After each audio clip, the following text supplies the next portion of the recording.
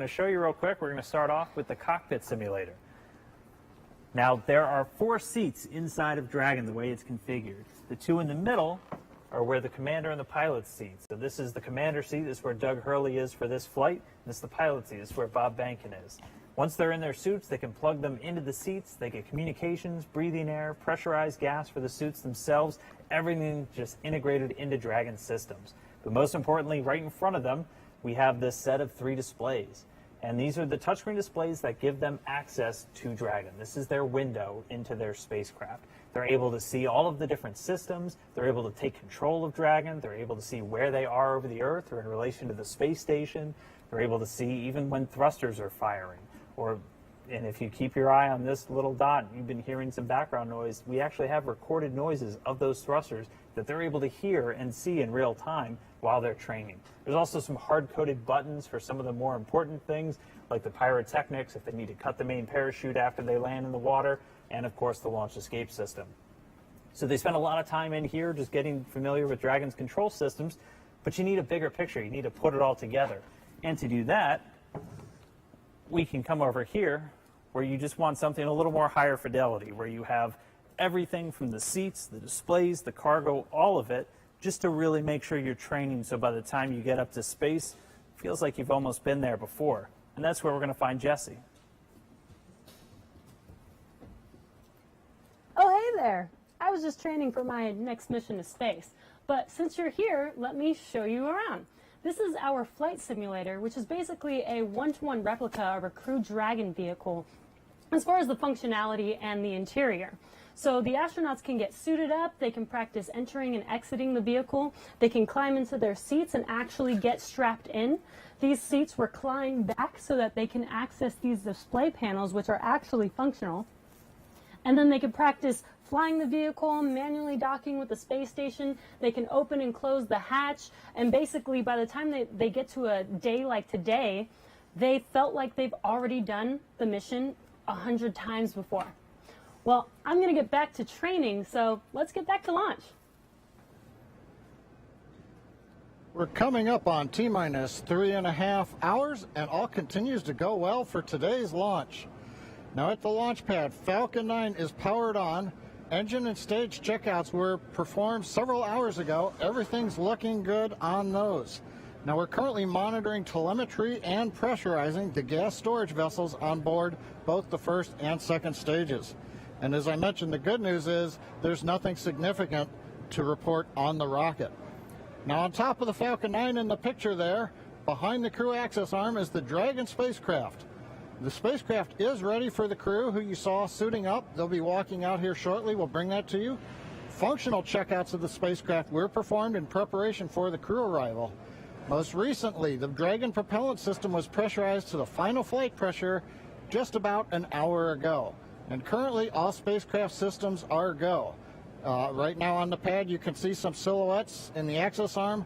The ingress technician team is up there. They've opened the side hatch and now getting ready for the crew to arrive a little later this afternoon. Now the Air Force Range is supporting us today with air and sea space clearance. They've got no issues at this time. We're also releasing weather balloons. The initial balloons have been released. They don't give us a go for launch, but they start to tell us that things in the upper altitude are acceptable if this trend continues. So while we're going to wait on those results to give us a better idea, all the way down to about T-minus 30 minutes, we are anticipating acceptable weather for launch at the upper altitudes. And as you heard earlier, at the ground level, things look like they'll be improving through the afternoon as well as downrange. So things are looking good with both Falcon and Dragon. The weather is cooperating as we count down to liftoff. And we want to see where you're following today's launch from. So let's jump over to Tahira at our social desk. Thanks, John. And I can tell you the excitement is really building online. Right now, we're up to 700,000 people viewing this broadcast. And Launch America is the #3 trending on Twitter in the U.S. So let's take a closer look at what's being said. Looks like we have Astro Joan, who is just so excited to be on the Space Coast and watching this launch from her driveway. And with that, so jealous to all of you in Florida right now that have the ability to just step outside and witness Bob and Doug make this historic moment. Let's take a look at another. So we have Dave Farrell, and this is the Dave Farrell, the bassist from Linkin Park, which is just sick in general. And it looks like his kids coined the term nerve-sighted for today's mission. And this is perfect. I was actually looking for a word to just describe the jitters and excitement leading up to launch. So Dave, thank you for that. I will be stealing that for today's show. So let's take just a broader look at the conversation online right now with this heat map of the United States. So you'll see that the more purple states show the states with the most mentions of Launch America. And with that, it looks like the Florida Space Coast is really coming alive for today's launch, followed by California, home of SpaceX, and Texas, where our mission control is. So great to see all these home teams showing up for today's historic mission. I want to toss it back to Florida, though, because I have to reiterate, if you have a chance to go to Florida and watch one of these launches in person, it's great.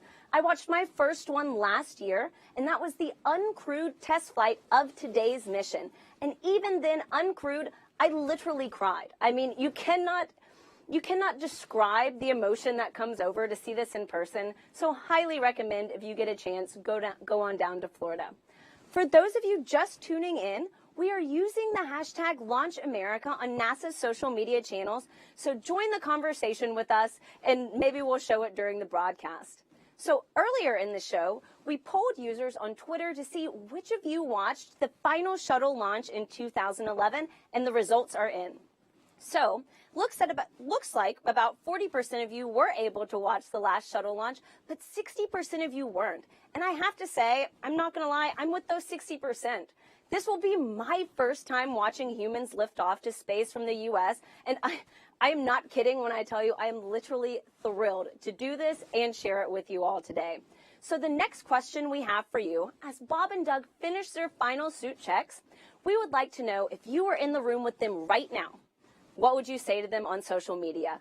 Use the hashtag #LaunchAmerica, and we'll show it later on in the show. Now let's head back to Marie at Kennedy. Marie?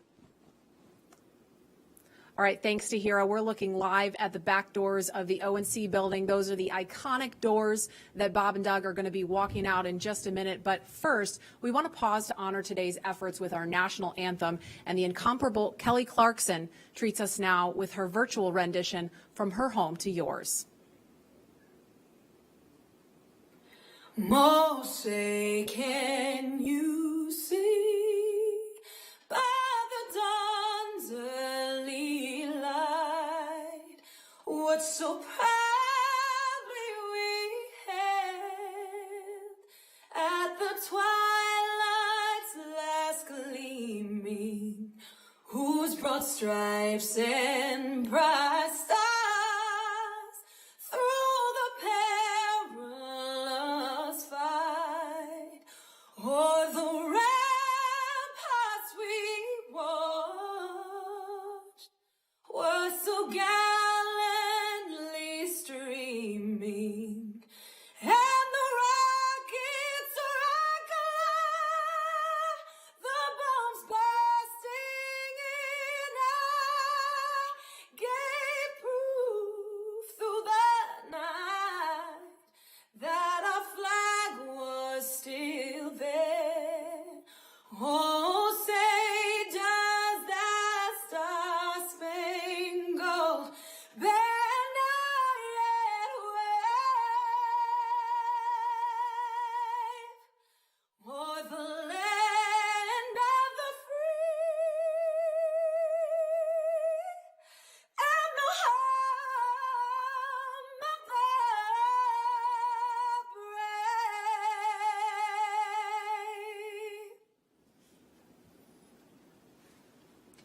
And any moment now, we are going to see Bob and Doug walking out. We're looking at the pad right now, but you guys, that just gave me chills listening to that. And we saw them getting into the elevator, so they're making their way down to the first floor where they're going to be walking out of those doors any moment now.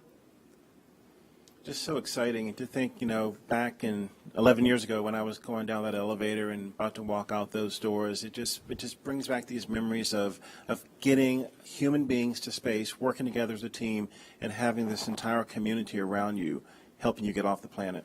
Yeah, and Leland, I know you have a really cool memory about somebody special that you saw when you walked out of those doors. Oh my goodness, Marie, when I walked out of those doors, my chemistry teacher was right there from high school who inspired me to be a scientist. And she said, go Leland. And that's what's going to happen when they come out. These people that, you know, their families are going to be there. Wish other people could be there, but it's just an amazing moment. Yeah, and the shot you just saw there with people carefully spaced apart, we saw them walk out right before the anthem started. It was Vice President Mike Pence along with Elon Musk and Jim Bridenstine. Of course, they left the building just ahead of the crew, so they are standing. We're looking now at the doors, but they're standing just right of that, across from the Teslas. There's also a designated spot for Doug and Bob's immediate families. There's that shot now, so we're looking at the back of Elon Musk, Jim Bridenstine, and Vice President Mike Pence. Of course, there's a small group of media there also, and so we've kind of blocked this very carefully to maintain social distancing and those that can't have the masks on. But there's the Teslas waiting for them. They got the meatball. There's the worm in the background and the worm on the back of the Teslas. So, Leland, I know we were talking about this earlier. You had some mixed feelings about the worm, right? I mean, the worm, the meatball, you know, when I was at NASA Langley, we changed over to the meatball from the worm. So, Lauren, I know you love the worm. It's worm all day. All day, really? All day. Seriously? Oh, yeah. I'm sorry. I'm sorry. I love that the worm is so retro, and it's only fitting that it would be making its way back, you know, bringing the historic just opulence of NASA's past to the present. I'll let you have that. Yeah, well, thank you. But I mean, Thank the you. chevron and the meatball goes back to Langley's tradition when it was, you know, in aviation, and that gets back to that heritage and that history too. So I guess, sure. Okay, truce? orbits. Or truce? I feel like this is a microcosm of what's happening online about the worm. But the meatball's not going away. It's a worm meatball partnership. There we go. There we go. So there's another view there of the crosswalk. There is where Bob and Doug are going to walk out any moment. Of course, they're going to get their photo taken by all the paparazzi there, and we're just standing by for them to walk out. I'm going to check the time, actually, 1:13. So if they walk out any minute now, they're going to be right on schedule to start their final goodbyes and waving to folks, and I'm sure they're going to pause for a photo op. But this is just really amazing. Haven't seen this site since 2011 with STS-135. Of course, Doug Hurley was the pilot on that mission, so this is a really incredible moment. Yeah, and one of the crewmates that was with him was Rex Walham that we're going to talk to later, and we have. Oh, here they come. Oh, here they are. Here they come, NASA astronauts Bob Behnken and Doug Hurley. They've each made this journey twice before for the space shuttle missions, but they've never done this in a SpaceX spacesuit. They've never done this together, and they've never done this on their way to head to a commercially built rocket and spacecraft to head to space. Marie, I was looking for that Astro van, and I see these white Teslas with meatballs and worms on them. It's just a new era in space travel. Oh, yeah, they're riding in Tesla Model X's. They've been equipped with cooling units, so once they sit inside, that umbilical that I was referring to earlier will connect to the spacesuit to provide cooling while they're inside of the vehicle. And you can see them talking and waving with their families now. We just saw them do a virtual hug with their sons. Here's Megan and Karen and their sons. Yeah. They're the dads. The dads, yeah. It's so awesome. Bob blowing his family a kiss. Doug actually got to take his wife and son up to the pad on the tower. Yesterday they tweeted out a photo. That was so cool. I saw that picture, and it had a prominent worm in the picture, right? Yes. Telling you, worm all day. So they're climbing through those DeLorean doors of the Model X. This is totally from the future. Are they stock? Are they stock Teslas? And then you see in the front seat there, that's our flight surgeon. He's climbing in, and the suit technicians, there's one, Chris Trigg right there, number 12. He is buckling in. They're both, the two suit techs are buckling in, Bob and Doug, and they're connecting that umbilical. And Lauren, I know you mentioned this earlier, but for folks that maybe weren't watching then or can't remember, I mean, we're in Florida. It's super hot, super muggy. So how are they staying cool? There are these portable cooling units. We had one at the ONC building, two at the ONC building. There are two in the Teslas. There'll be two in the elevators, and then two in the White Room when they arrive on the crew arm. So we're just keeping it cool air flowing through the suits. There's actually ducting integrated into the suits to keep them cool. And you can see they're saying goodbye to their families. This is awesome. Yeah, it's awesome that their families get to come up to the window and obviously get a little closer than everybody wow. else. There's Megan and her son. Yeah. Oh my gosh. These are precious moments. This is where what it's all about, as I mentioned before. It's about the people. It's about the families and working together as one community to get Doug and Bob launching off to the cosmos, to the space station. Yeah, it's emotional. It's emotional watching that. It really is. Here we go.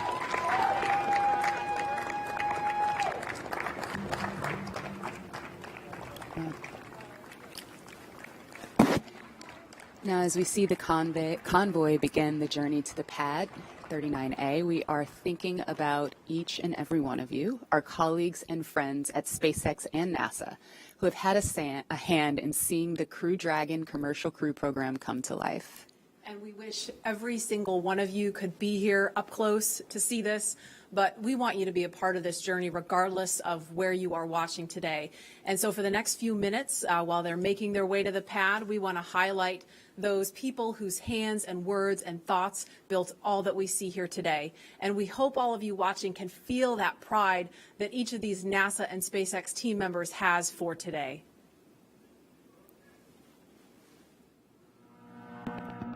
This is Laura Segura from the Commercial Crew Program. We're so excited about this historical day.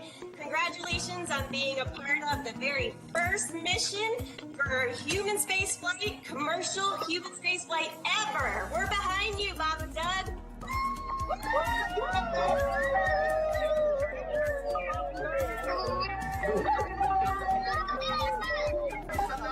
I'm Nicole from SpaceX in Cape Canaveral, Florida. Congratulations to SpaceX for hitting another major milestone, and safe travels to Bob and Doug.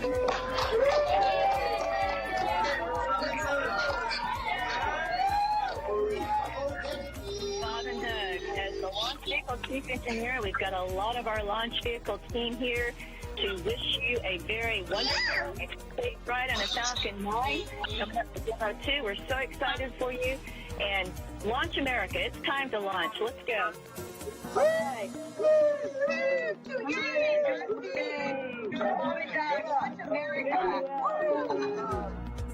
Hi, this is Perla from Hawthorne headquarters. We want to wish Bob and Doug a safe trip to the International Space Station. Go Dragon!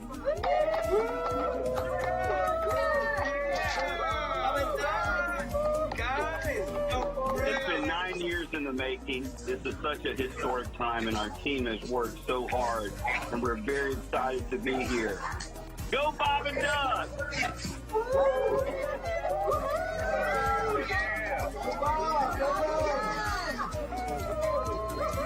Hi, this is Sam from McGregor, Texas. Go Bob and Doug, go NASA, and go SpaceX.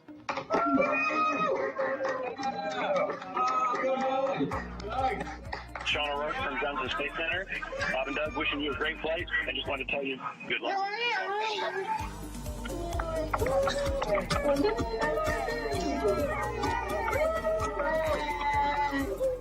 Hi, I'm Dustin Kamak with NASA Kennedy's Communications and Public Engagement Directorate, and we all want to wish Bob and Doug safe travels and Godspeed. You are both an inspiration to us all. Now, let's get out there and launch America. Let's do it. Come on, launch America.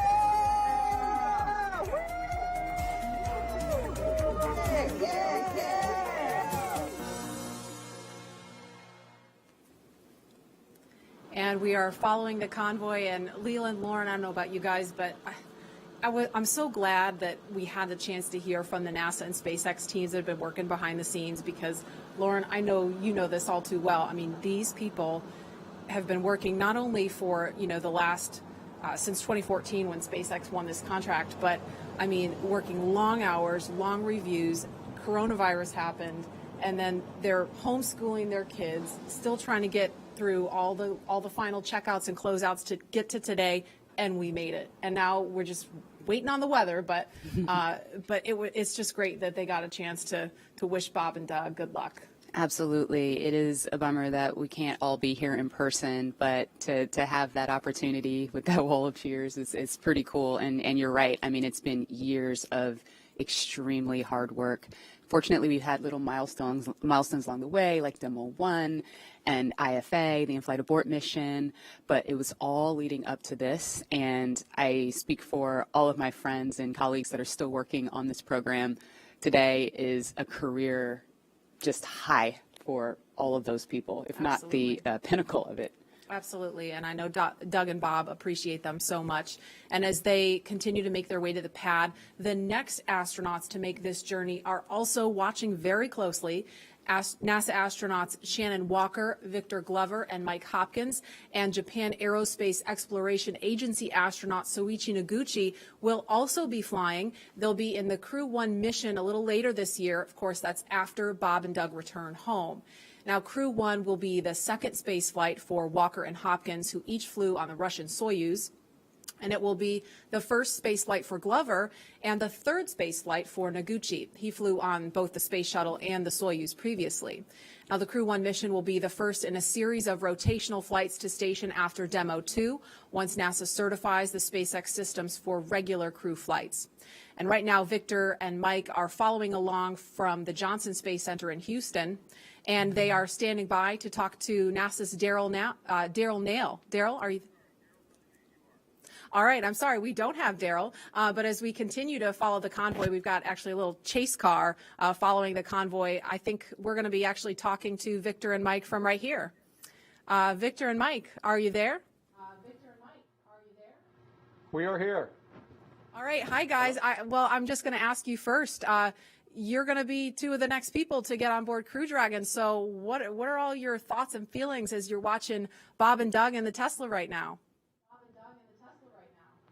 As you can imagine, there's a lot of emotions. Of course, we're excited for Bob and Doug, excited for NASA, excited for SpaceX, and really the whole country. A lot of pride in what it's taken to get to this moment, all the thousands of people that have contributed to getting to this moment. But then there's also a bit of sense of duty of business as usual. So for us, we're going to be watching, we're going to be listening, we're going to be learning, and all of that to help get us prepared for when it's our turn. And your mission called Crew 1. Sorry, I didn't mean to cut you off. Go ahead. I was just going to say it was also great to see them walk out just now and say goodbye to their families and do the virtual hugs. That was great. There are a lot of emotions, but that's probably the best one. And Victor and Mike, I know recently you had Shannon Walker and Soichi Noguchi also assigned to the Crew 1 mission with you. What can you tell us about them and your relationship with them and your training so far with them? Yeah, you know, I'm very excited about Crew 1. We've got a very experienced crew. You guys hit on that a little bit earlier. Of course, Shannon, she's been with NASA for around 30 years. She's been with the astronaut office for more than 15 years, and of course Soyuz long duration, so she's seen a lot around here. Soichi, you know, with Jackson, he's done it all. 1996 when he first became an astronaut, shuttle, space station, short duration, long duration, spacewalks, you name it. And so, you know, we kind of late in the game here had our full crew complement, and so it's really helped getting them in with all of that experience. It's really streamlined the process for our becoming more cohesive as a crew. Yeah, you know, they really hit the ground running. We showed up to our first sims, and it felt like we had done it several times before. And so it's great because we do have a lot to get done. We not only have to learn to fly and to operate the Crew Dragon spacecraft that Bob and Doug are going to do later today, God willing, we also have to be ready to do all of the things that a crew on board the space station does, the spacewalks, the research, the basic upkeep of the space station. And so we also have all that training going on as well. And that's what we've been doing for the past several months together. And now I have a specific question for Mike. I know that you've flown on the Russian Soyuz and not specifically on Space Shuttle, but can you talk about the tradition of the ride out that we're seeing now? Yeah, the ride out, you know, it's very symbolic. It's symbolic of that transition, the transition from months and years of preparation to the actual execution of the mission itself. And so for the astronauts, for Bob and Doug right now, it gives them an opportunity to reflect on all of the work that it took to get to this moment. But then it also gives them time to focus on the job, to really mentally prepare for game day. And then when you think about DM2 and this particular mission, you know, that's this symbolic of this transition from almost 9 years where we have not had human launch capability in the U.S. to a new age of government and private partnerships that are going to be launching humans into low Earth orbit and beyond.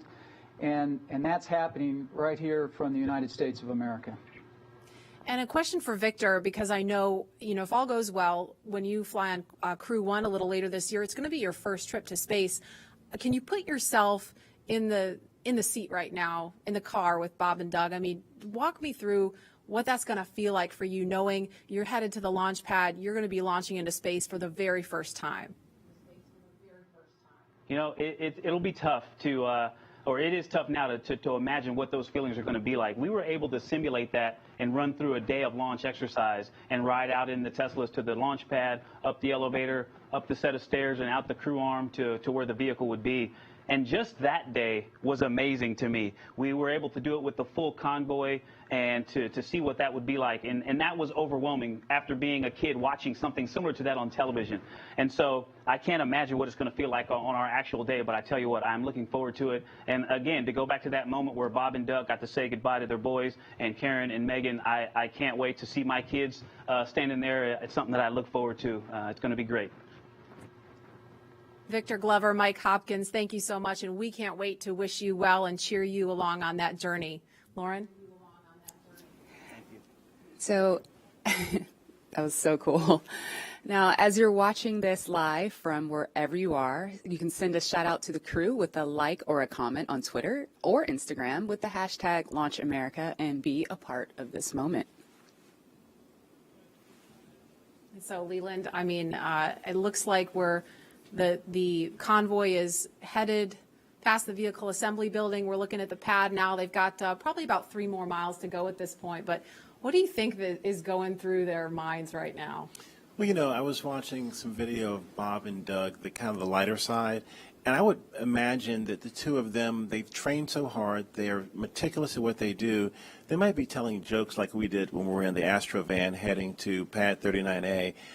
You've been together for so long, you know the systems, you know exactly what you're doing, and we had a moment of levity where we would tell jokes, and we wouldn't even tell the whole joke, we would just say the number, because we had said them so many times. And, you know, we were high-fiving, we were chest bumping, we were, you know, getting ready mentally. But it was that moment of just, we've made all this preparation, and now it's game day. We're ready to get up in that vehicle and go to space. And now we're going to go out to Hawthorne for the last leg of the convoy's trek to the launch pad. Dan? Hey, thanks, Marie. So at this point, the convoy's getting really close to Pad 39A, and pretty soon they're going to be entering what's known as the BDA, or the Blast Danger Area. Before any pad technicians, engineers, or obviously our astronauts enter this area around the launch pad, SpaceX and NASA teams do some internal go, no-go polls just to make sure everything is clear. And you already saw people on the arm, and the crew's moving in, so everything is clear. This storied launch pad, which has been the beginning point for so many firsts, is the perfect backdrop for today's historic launch that marks a new first and a new era in human spaceflight. But with new vehicles being designed and launched, this launch pad required some major upgrades. That's right, and Daryl Nail is going to show us a couple of those upgrades at Pad 39A, where SpaceX completed a 21st century makeover to help launch us into the next chapter of human spaceflight. Where go, same time, where go. Altitude, velocity, light.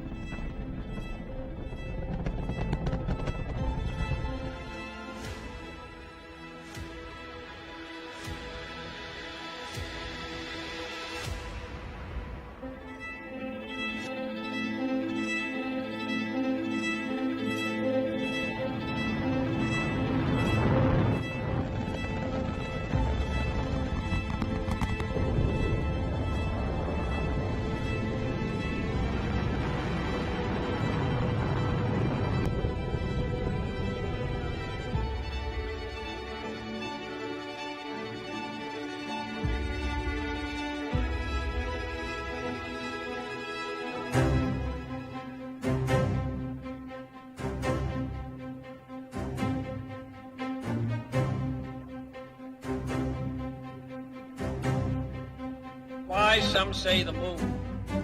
Why choose this as our goal? And they may well ask, why climb the highest mountain?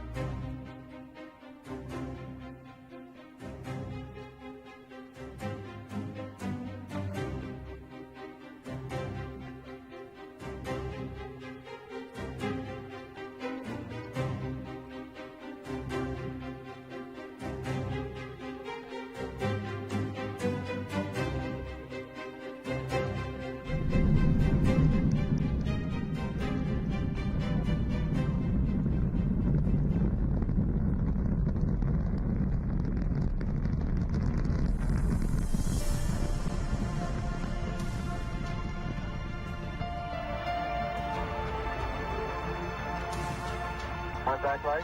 Okay, engine stop. We copy you down, Eagle.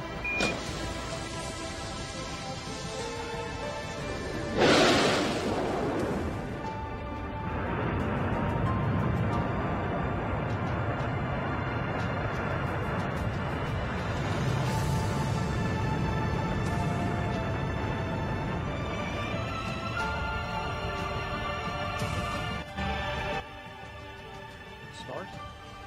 T-minus 10, 9, 8, 7, 6, 5. All three engines up and burning.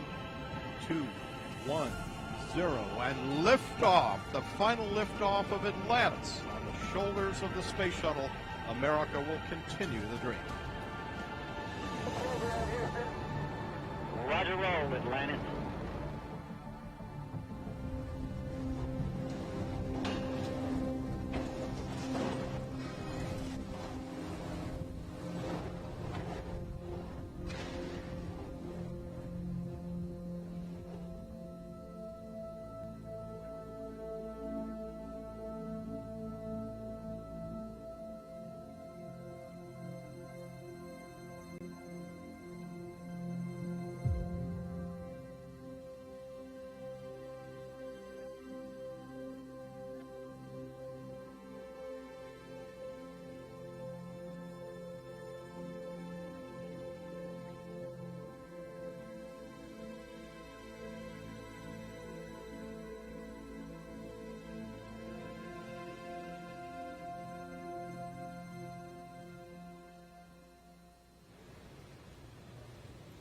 And you can see on your screen, Bob and Doug are getting very, very close to pad 39A.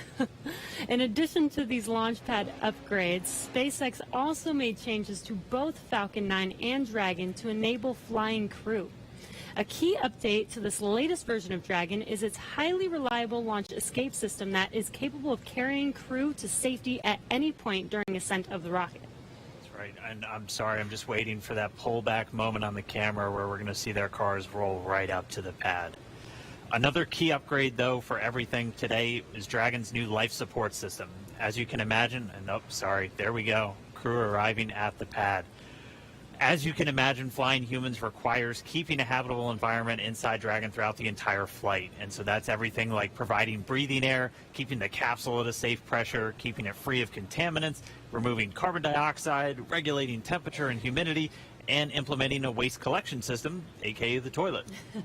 The changes to Falcon 9 were small but extremely meaningful to meet NASA's requirements for safety for human spaceflight. And specifically, SpaceX had to prove a high degree of failure. They're going to stop for Bob and Doug to take a little nature break before they make their way up to the pad. And we're expecting it should be about T-minus 2 hours and 55 minutes, so just under 3 minutes from now. We should hear a formal announcement on the loops that the crew is on the pad. So we'll quiet down to listen for that when we get a little closer. But Lauren, you didn't get a chance to mention while they were driving out there, they have a very cool playlist they had on the way out, right? Yeah, I remember Bob tweeting, what should I listen to on the way out? So here's what they chose. The first is AC/DC's Back in Black. I think he actually tweeted that one, or someone recommended it, which is super cool. And the reason being, they are back. Then they also listened to the elevator music from the Blues Brothers film, that song "Girl from Ipanema," and I believe so. Yeah, got another career. That and and meatball loving, but sort of symbolizing the fact that they're waiting. And the third song